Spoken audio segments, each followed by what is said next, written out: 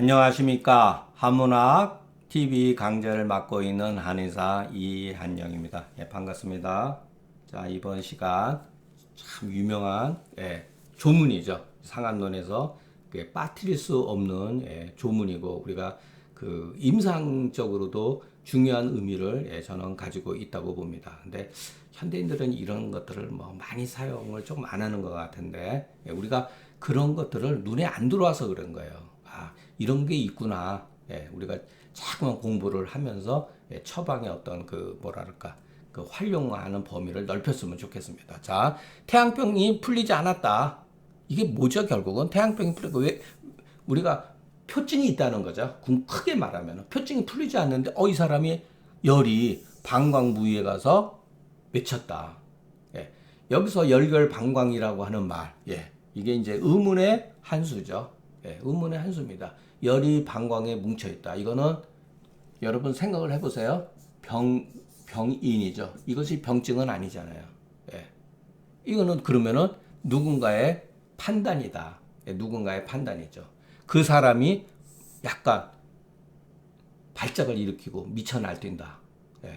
그런데 이런 경우 혈이 하혈하게 되면은 병증이 치료가 되어진다. 딱 요 구조로 돼 있어요. 그 외증이 풀리지 않은 상태에서는 함부로 공격해서는 안 되고 마땅히 먼저 외증을 풀어주고 외증이 이미 풀린 상태에서는 다만 소복이 급결한 경우는 이에 가히 공격할 수가 있으니 도액 승기탕이 합당하다. 여기에 우리가 주목해야 되는 몇 가지 용어들이 있죠. 우리가 이제 해석을 통해서 한번 보죠. 자, 열결방광, 열이혈실, 열제하초 이런 말들이 상한 조문에 나오죠. 이게 뭐죠? 병인이잖아요. 병인, 병의 원인.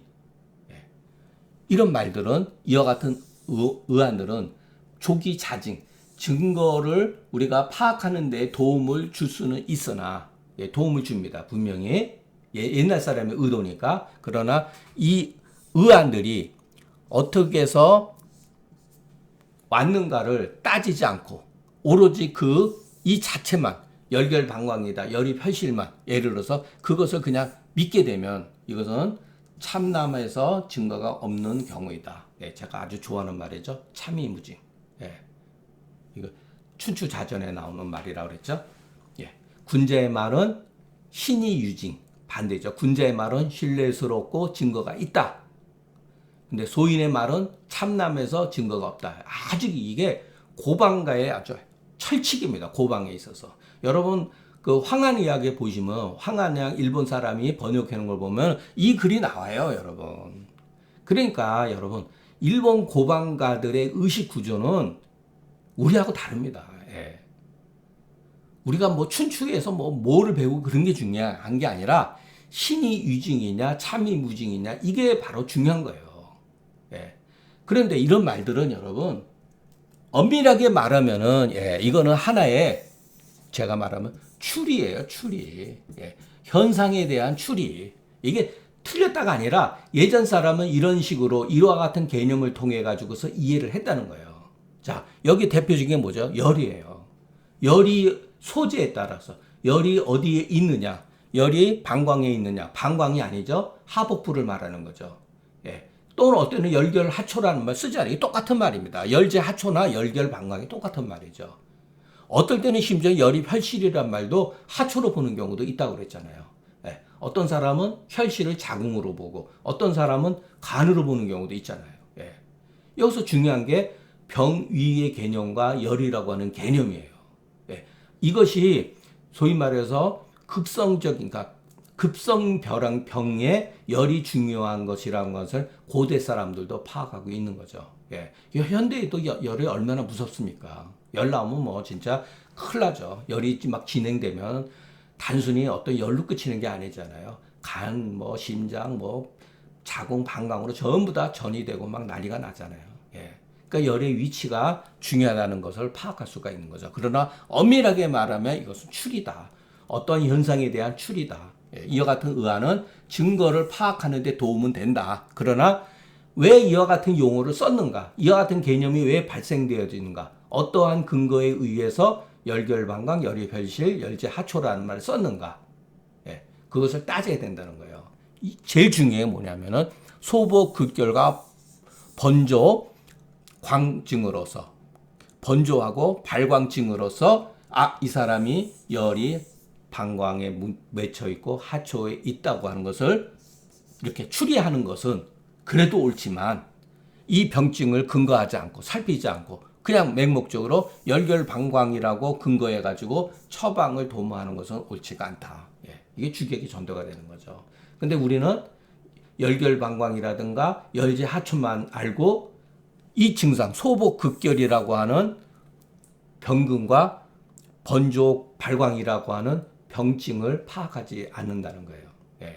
만약 그렇지 않다면 도대체 무슨 근거로서 그것이 열결 방광되었는지 알 수가 있겠는가. 예. 그래서 우리가 알고 보면 예전 사람들도 고민을 많이 한 흔적을 알고 있습니다. 예. 그러니까 소복극결이라고 하는 이것도 여기 또 보면은 참 예전 사람들 글 쓰는 데 있어 이분들이 알든 모르든 간에 이거를 보세요. 소복극결과 번조 발광 같은 경우 이게 바로 채용이죠. 채용 이론. 예. 이게 있나 없나 모르겠다. 채용 이론 관계. 이렇게 글이 돼 있잖아요. 굉장히 멋있는 글이죠. 그러니까 이 글에 도인 승기탕을 쓰기 위한 것은 이와 같은 조건을 갖춰야 된다. 자, 소복극결이라고 하는 것은 어열이 축고한 모습이니 이것은 병근에 해당된다. 자, 우리가 그 환자를 이렇게 뵙고 있을 때 그 환자의 왼쪽 좌측을 소복이라고 말합니다. 일본 고방가들은. 그리고 그 책대로 하면은 여기를 말하는 거죠. 이건 뭐 누구의 해석이 맞는지는 모르겠는데 저도 뭐 일본 고방가들이 그렇게 계속 주장을 했기 때문에 왼쪽 배를 일단은 촉지를 합니다. 그것을 보고 환자가 심한 경우는 하고 무릎을 확 꺾습니다. 그렇게 나타나요. 우리가 반드시 이와 같은 증거를 통해 가지고서 도액 승기탕을 써야 된다. 그것을 판단한 거죠. 기인 여광이라고 하는 것은 어열 상충의 반응이니 병정이다. 이건 제 해석입니다. 저는 제가 좋아하는 방법이에요. 그러니까 어열 증후군의 하나라는 거죠. 발광이라고 하는 것은 여러분 여기에서는 안 나타났지만 어떤 우리 몸에 어열이 있으면요 피부가 까매져요. 조금 검은틱틱합니다. 피부가 윤기가 없어져요. 우리가 보통 각질됐다고 하잖아요. 그런 경우가 많습니다. 그리고 열결방광은 다른 뜻이 아니다. 그 병근과 병정으로서 병근이 뭐죠? 소복극결이죠. 병정은 발광이죠. 일종의 그것으로서 비로소 그 병인을 추리한 것이다. 비로소가 그 병인을 추리한 것이다. 예로부터 이 조문을 논하는 사람들은 대체로 모두 다 열결방광으로서 태양부병의 증거로 삼았습니다. 이거 봐라.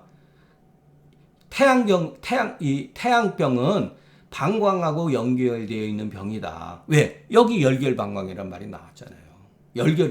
방광이라는 말이 나왔잖아요. 그래서 태양경병, 태양부병 이렇게 막 나눕니다. 이게 조문에 나와 있는 거예요. 조문에 이렇게 나와 있으니까 후세 사람도 주석했던 사람은 당연히 이렇게 해석을 할 수밖에 없는 거죠. 그러나 저는 이것이 잘못되다. 우리가 말하는 원문 자체가 잘못되어 있다는 겁니다. 이것은 문의 호기 명분하야 만기 실증어와 그 명분을 좋아함으로써 그 실증을 망각한 것이 아니겠는가.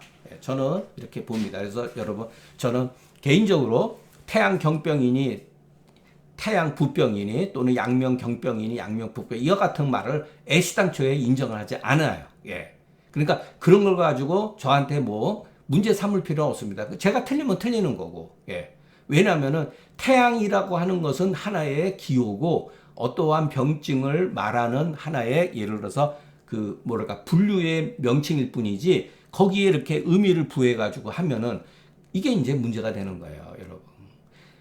태양이라는 말이 어디에서 나왔습니까? 결국은 경락에서 나왔잖아요. 그러니까 조문에 태양경병, 부병이라는 말이 이렇게 나온 겁니다. 예. 그래서 원문 우리가 정문이라고 하는 자체에도 문제가 있는 거예요, 여러분. 예. 그래서 저는 우리가 왜 제가 잠깐만 이런 말을 하냐면은 알게 모르게 여러분 우리가 주석서를 읽다 보면 이런 말이 있습니다. 그냥 태양부 이런 말이 나와요. 부병. 이거를 그냥 아무런 생각 없이 넘어가다 보면은 착각을 일으키게 돼요. 우리가 우리 의식 속에서 태양을 마치 장기의 일부로서 파악한다는 거예요. 그게 문제라는 겁니다.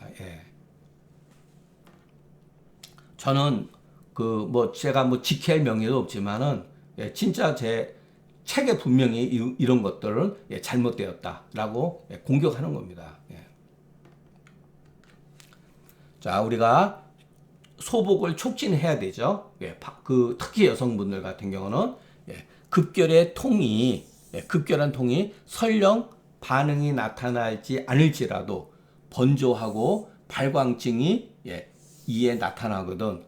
이 사람은 인체 내에 어혈이 잠복해 있는 것을 우리가 파악할 수가 있죠. 이럴 때는 도액승기탕으로 쓸 수 있는 것이 경방의 활용지법이다. 그래도 반드시 우리가 해야 합니다. 우리가 교통사고 같은 경우도 남자 같은 경우 교통사고 심하게 났을 경우 사물탕에다가 도액승기탕 합방해서 얼마든지 쓸 수가 있죠.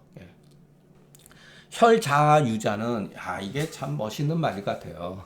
경험의 일이다. 경험을 통해서 아는 거예요. 이에 도액승기탕의 방위를 우리는 알 수 있다. 도액승기탕을 쓰면은 하혈을 할 수가 있구나. 피를 배출할 수가 있다는 거죠. 태양병이 풀리지 않음에 너무 빨리 지나치게 합법을 쓰게 되면은 양기가 안으로 들어가서 심화가 이로 인해서 이거는 경자를 바꿀게요. 다른 데서 바꿨는데 심화가 이로 인해서 굳어지게 되면 결용이 된다. 고로 말하기를 기유의 불의자는 오히려 아직은 공격해서는 안 된다 이런 뜻이죠. 자, 이게 여러분 소위 말해서 합법에 해당되는 거예요. 열성일 병일 때는 표증이 남아있는 상태에서는 이 병이 있다 하더라도 먼저 표병을 먼저 없애야 된다라고 하는 것은 받아들일 수가 있는데, 자, 예를 들어서 계지탕과 사역탕증 같은 경우 이럴 때는 예를 들어서 이를 먼저 보호를 해주고 그 다음에 표를 치료해야 된다. 계지탕을 써라. 이럴 때는 합방해도 되지만 이럴 때는 조금 다르다는 거예요. 그게 왜 그러냐면 조문에서도 이게 여러 번 나옵니다. 표증이 남아있는 상태에서 잘못하면은 합법을 쓰게 되면은 양기가 안으로 봉어해서 예를 들어서 합법을 씀으로 인해서 공허함 틈을 타가지고 표사의 열이 안으로 침입해 들어온다는 거예요. 이것도 그 당시 사람들의 사고 방식이기 때문에 이것은 어느 정도 우리가 받아들일 수 있다고 봅니다. 자, 107번째 조문. 자, 상한이 8, 9일이 지났어요. 그냥 합법을 썼다는 거예요. 쓸 수가 있죠, 여러분. 쓸 수가 있죠. 열병이 좀 진행됐으니까. 그런데 보니까 이 사람이 흉만하면서 번경이 있다. 흉만하면서 번경이 있다. 복만이 아니라 분명히 흉만이라고 했죠. 번경이 있고. 그리고 소변이 불리하고, 소변이 불리하다고 하는 것은 이 사람이 아직 변비를 일으키지 않았다고 하는 뜻도 내포되어 있다고 그랬죠. 제가. 그리고 서머하며 일신이 모두 무거워서 뒤치덕거릴 수 없는 사람. 이것도 전부 다 여러분 어떻게 병세의 관점에서 보면은 일관되어 있어요. 이럴 때는 시효가 용골 모로탕으로 치료한다. 그러니까 조이승기탕까지는 간 게 아니죠. 왜냐하면 이 사람은 소변이 불리한 상태로 봐서는 대변이 아직 굳지 않았다고 하는 것을 소변 분리를 통해서 말해주고 있다는 거죠. 이것도 여러분 병세의 개념으로 이렇게 보면 됩니다. 아직 심한 조혈의 증상은 아니죠. 그러니까 우리가 이렇게 몸을 뒤치닥거리도 몸이 무거워서 뒤치닥거리지 못한다는 거죠. 이런 표현이 굉장히 재미있는 것 같습니다. 번조라고 하는 것은 수족이 조급한 모습이요. 번경은 심흉의 경계의 어떠한 모습이다. 그러니까 여러분 번조와 번경에는 정서적인 문제, 정서적으로도 불안정하고 사람이 손발을 가만히 놀리지 않는다는 거죠. 열병이 있으면은요, 예, 어떻게 가만히 얌전하게 있을 수가 없어요. 그게 바로 열의 반응이라는 거죠. 예, 흉만, 번경은 병근이고 소변 분리는 병기이며 서머는 일종의 병성이고 일신진중 불가전층은 병정이다. 예, 이렇게 뭐 굳이 이렇게 구분할 필요는 없는데 그래도 한번 우리가 파악해 보는 거는 뭐 나쁘지 않다고 봅니다. 무릇 병기, 병성, 병정은 알고 보면은 자 병근의 반응이다. 예, 그런데 치법은 대체로 병근과 병기에서 도모되어진다, 이루어진다 이런 뜻이죠. 중경의 증상. 그러니까 우리가 여러분 사람이 흉만이든 번경이 있든지 간에 이 증상을 보고 막 놀래잖아요. 예, 그게 중요한 게 아닙니다. 그것은 그냥 열병에 대한 그 병근에 대한 반응이라는 거죠. 예. 이때 용골모려 연단의 석방물의 주치는 대체적으로 옛날 사람은 진심진경의 작용을 하고 있다는 것. 예.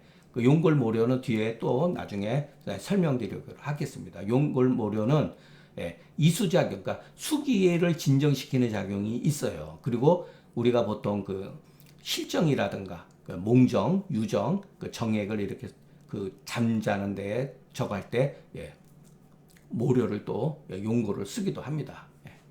그 여기서는 진정작용이 있다. 대표적으로 용골모료는 뭐냐? 진심작용을 말합니다. 그러니까 복령의 힘으로 미치지 못하는 영역이죠. 이런 거는. 이것은 계지, 모료의 흉복 유동과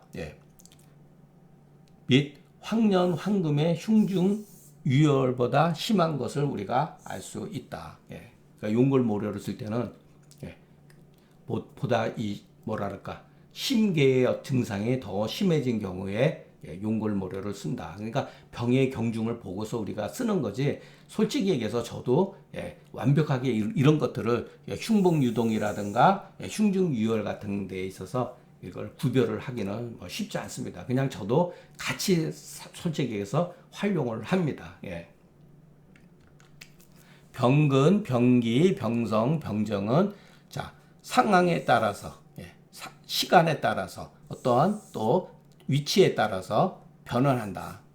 그렇기 때문에 이런 것은 어찌 정해진 개념이겠는가 이런 뜻으로 받아들여지면 됩니다. 그러니까 소변이 분리해서 흉만하면 소변이 분리해서 흉만한 경우가 있습니다. 이때 처방은 소변을 편안하게 해주면 돼요. 이 소변 해주면 흉만증은 저절로 해소가 되어지는 거죠. 그런데 어떤 경우는 울열로 인해서 울열 흉만해서 소변이 분리하는 경우가 있어요. 그럴 때는 그 주증은 소변 분리에 있지 않다. 흉만과 열을 치료해 주는 거예요. 그러니까 어떤 사람이 소변이 분리하는데 소변이 분리하면서 흉만한 게 또는 흉중이열이 나타났는데 어떤 경우는 오령산계열을 쓰는 경우가 있어요. 조문에 보면은. 어떤 경우는 흉중유혈하면서 소변이 분리하는데 어떨 때는 황련해독탕 계통의 약을 써가지고 치자나 황련의 약을 쓰면서 소변이 풀어지는 경우가 있다는 거예요. 이게 굉장히 어렵습니다. 사실은. 그래서 우리가 무엇이 주증이냐를 판단해야 돼요. 이것은 개인의 어떤 뭐랄까 그 생각에 달려 있는 거죠.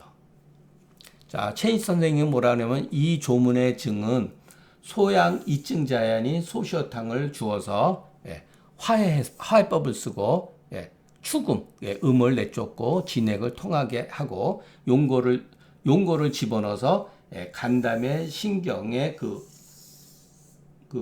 간담 신경이 발호를 하는 것을 진정시킨다라고 이렇게 해석을 했습니다.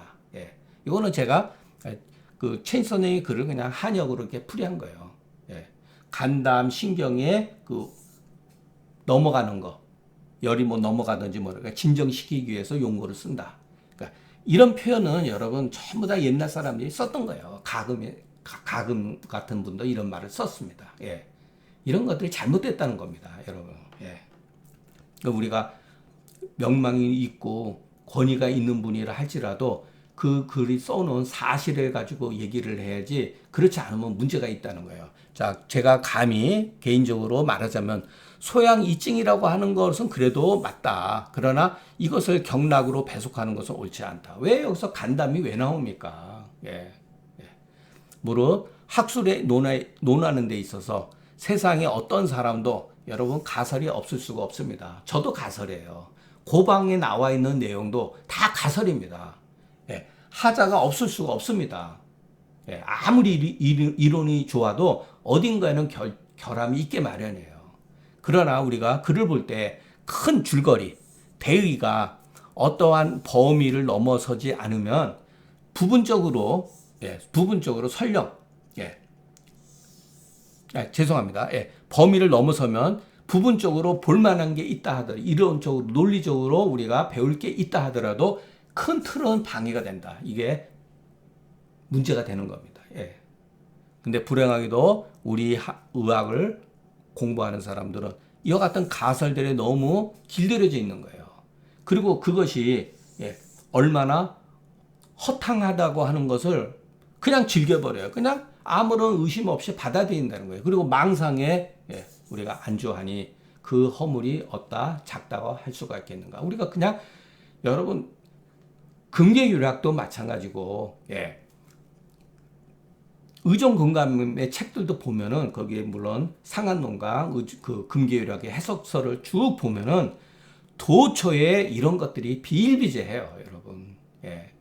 경병이다, 부병이다. 도대체 내가 무슨 글을 읽었는지 알 수가 없습니다. 그게 왜냐면 개념의 모호성 때문에 그러는 겁니다. 그러니까 우리 인식은, 우리의 결국은 뭐냐면은 우리의 생각은 언어와 문자에 의해서 지배가 되는 거예요, 여러분. 이건 피할 수 없는 사실입니다. 우리는 어떻게 생각하죠? 어떤 현상을 보고 현상을 보면서 생각합니까? 아니에요, 여러분. 그 현상에 대한 언어 문자, 누군가가 규정해 놓은 언어 문자로서 생각한다는 거예요. 보편적으로 그렇다는 얘기입니다. 그렇기 때문에 이와 같은 잘못된 용어들의 예를 들어서 이렇게 무비판적으로 받아들이게 되면요, 우리 의식이 망상에 빠지게 되는 거예요, 여러분. 용거라고 여러분 이거하고는 전혀 관계가 없는 약입니다. 규명할 수가 없습니다. 만약에 간담에 어떤 신경에 그 발화를 하는 것을 진정시킨다고 한다면은 이것을 결국은 증명을 해야 되잖아요. 실험실에서 이것을 진정해야 돼. 도대체 간담의 신경이 발화를 한다는 게 어떻게 이것을 증명을 하죠? 거기에 또 용골이 어떻게 간담의 신경이 발화를 하는 것을 진정하죠? 이것은 여러분 1차 가설이잖아요. 이게 1차 가설. 이것은 또 2차 가설이잖아요. 그러니까 1차, 2차, 3차 막 이렇게 나갑니다. 가설들이 후세 오면서. 이런 것들을 전부 다 배제해야 된다는 거예요. 그냥 용골은 진정작용이 있다. 이렇게 파악을 해야지. 왜 여기다가 간담이라는 걸 붙였느냐 이거죠. 왜? 최인식 선생님에 의하면 소양은 간담의 경병과 부병으로 봤기 때문에 그런 거예요.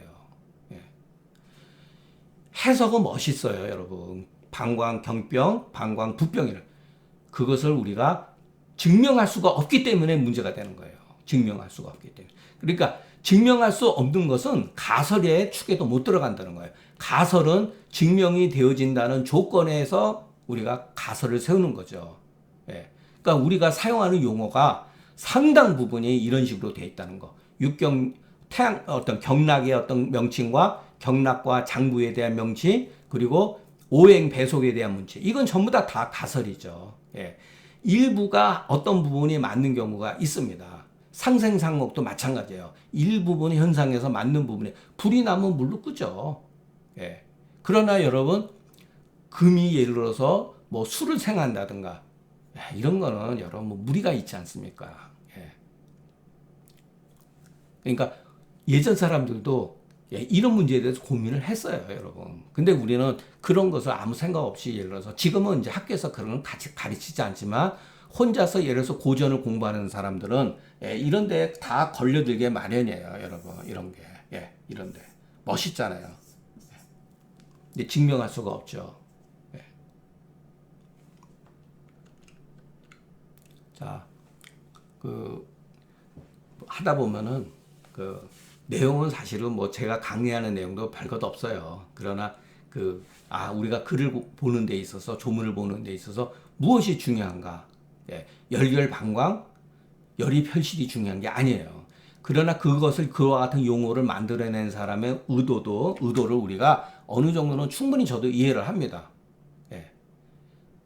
어떠한 현상을 딱 한마디로 요약해서 개념 논리로서 이렇게 파악하는 것은 현대도 그런 식으로 공부를 하니까. 그러나 우리가 정작 중요한 소복, 글결, 기인, 여광, 이것이 현상에서 더 중요한 거다. 이것을 통해서 우리가 열결 방광이라든가 열결 하초라든가 열제 하초라고 하는 것은 이렇게 인정할 수 있는 것은 맞지만, 도액승기탕이 그러면은 그러니까 어혈을 풀어주는 약이지 방광의 열을 풀어주는 약이라고 말하면 안 된다는 거죠. 예를 들어서 소시오탕이 이래서 반표발리의 열을 풀어준다고 하는 것은 맞지만은 간의 열을 풀어준다는 말은 맞지 않는다는 거예요. 그러니까 조금 그 표현 방법이 다르는 거죠.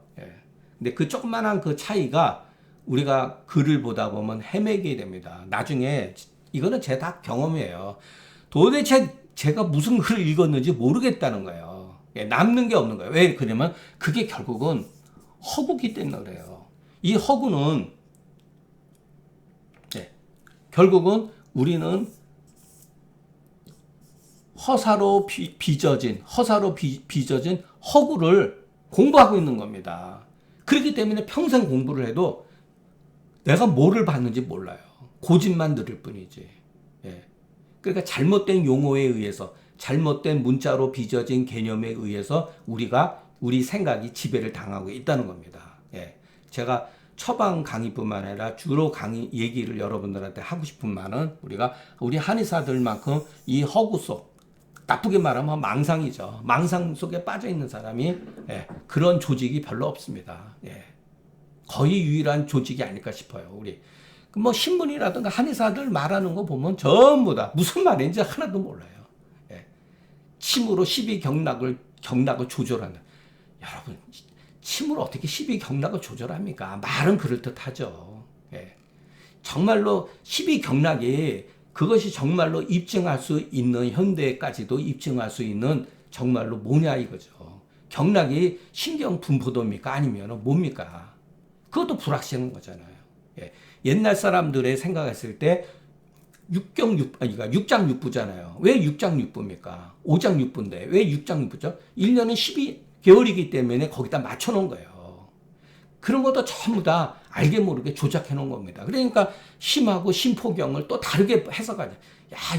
옛날 사람은 심장 말고도 심포라는 걸 뭐 알았다. 심포는 또 뭐다. 이거 다 망상입니다, 여러분. 1년은 12개월에 맞춰놔서 육장육부로 이렇게 만들어 놓은 거예요. 그래서 12경락이 나온 거고, 그 침구혈은 360개로 만들어 놓은 거고, 그런 건 전부 다 여러분, 어느 정도 우리가 멋있다, 이렇게 할 수도 있는 논리지만, 그것을 입증한다는 것은 현실적으로 거의 불가능한 거죠. 자, 오늘 강의는 여기서 마치겠습니다. 경청해 주셔서 감사합니다.